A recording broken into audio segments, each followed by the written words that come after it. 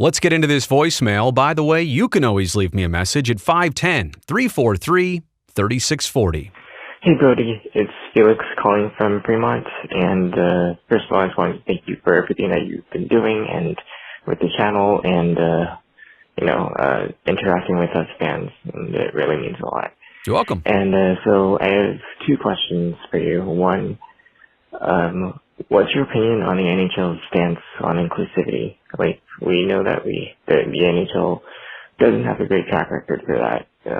It's kind of evident with the whole Chicago situation, and with certain teams being represented by certain players, and so just wondering what your opinion was on that, and what's your opinion on growing the women's game, because we've now seen 2 gold medal games by both the Team USA and Canadian women's teams at the Olympics. So, and of course they need more viewers, more financial support. So I was just curious what your take was on those questions. Thanks. Wow, Felix, thank you. Those are big, heavy topics. Let me begin with number one, inclusivity. That's the word for sure to use. The way I think you approach that and address that from the NHL is growing the game. Now, I don't just mean more total people. I mean growing the game across different regions, across different demographics of all sorts. When I say demographics, I don't just mean race or ethnicity or gender. I mean literally every type of demographic. I do feel like if you grow the game enough and you grow it the right way, you have a large cross-section of the population of our country, of our continent, so that there are less worries about inclusivity because you've got a little bit of everything involved. So growing the game, I think, is actually a huge part of the inclusivity issue that you mentioned here. But the problem with growing the game, and there are several of these, and I think these are so deep sometimes that people, they go for the obvious reasons why they think hockey doesn't grow. They don't go for the deeper reasons. Like number one, money and opportunity, I think, are the biggest barriers for people getting into hockey.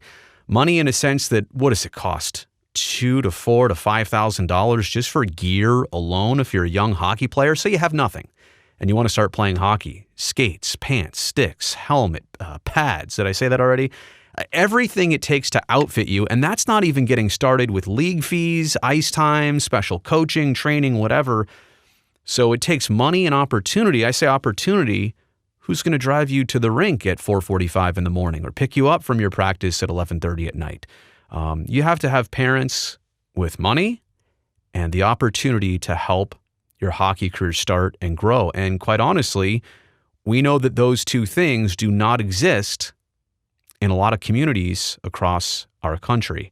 Speaking of the communities and regions, it's very apparent to me that the game of hockey has to grow in non-traditional markets across the United States. Now, I'm mostly talking about places where it doesn't snow and ice isn't formed, water doesn't freeze, because it's so hard if I want to learn how to skate here in Northern California. Where do I do it? Well, there are some Sharks ice facilities, and that's great, but it's not like I can go to the local park, skate all day at my leisure, and truly learn the art of using a stick, shooting a puck, skating around. I can't do that here for free on my own. So some regions around the country have that, which is a huge benefit. I think that's a huge limitation for places on the West Coast, places in the South and Southeast of our country.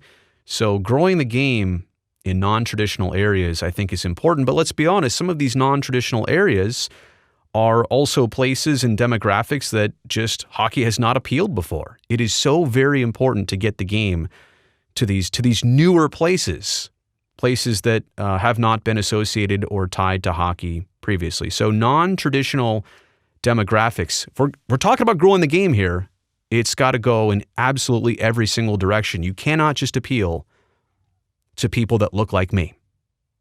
Okay?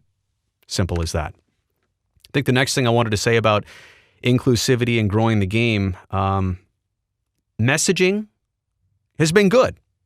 I appreciate the messaging. I appreciate the stance of the NHL. I appreciate that they take the opportunities to make their position very clear. But messaging alone may not be enough anymore. That may have stalled out in terms of progress. And I say that in all fairness. I wish I had an answer. I wish I knew what was next. I wish I knew the way to grow this game in all markets, across all regions and demographics. I wish I knew how to solve that problem. But I'm actually not sure what the tangible next steps are. I do not know. Is it simply money? Is it simply going to a place across the country that doesn't produce a lot of hockey players and investing in a brand new rink and making sure that players there could be outfitted with equipment, coaching? I mean, that's asking a lot. It is a lot. But is that what it takes, or are there better entryways? Is roller hockey part of it? I don't know. Maybe that's easier to do. So I'm not exactly sure what the tangible next steps are, but what I am here to say is if we are going for inclusivity, we are going for growing the game across a larger audience, but more importantly, a broader audience, I'm not sure the answer. I just know that messaging alone may not be enough anymore. Felix, you also brought up the state of women's professional hockey, and I think it's just come down to this. They need the NHL's resources and efforts. And quite honestly, when I say resources, I guess I'm also talking about money here, but maybe even just organization, pull, politics, things that the NHL could help a women's league pull off. And it's been interesting that women's leagues over the years have come and gone and formed and joined together and separated, and there's been controversy. I don't want to dive into all that, but at some point, things that are adopted by pro sports leagues just seem to do a lot better. The former D League, now G League with the NBA. Could that survive all by itself if it wasn't tied to the NBA as a feeder program? We know even minor league baseball, which feeds Major League Baseball with players, that has had struggles over the years. And obviously those are minor leagues for professional sports. In this case, the women's league would not exactly be that. It would be more like the WNBA, its own separate entity. And let me ask you this.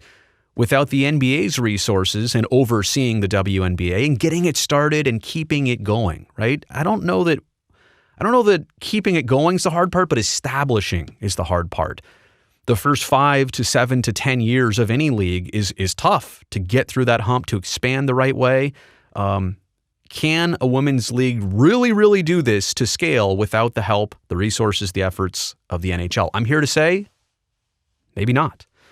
Tying teams into markets that already have NHL teams, co-branding, co-promoting, I think it's the way to go. And I'm surprised we haven't seen the NHL enter in that territory yet. But again, I know the NHL is behind this with their words.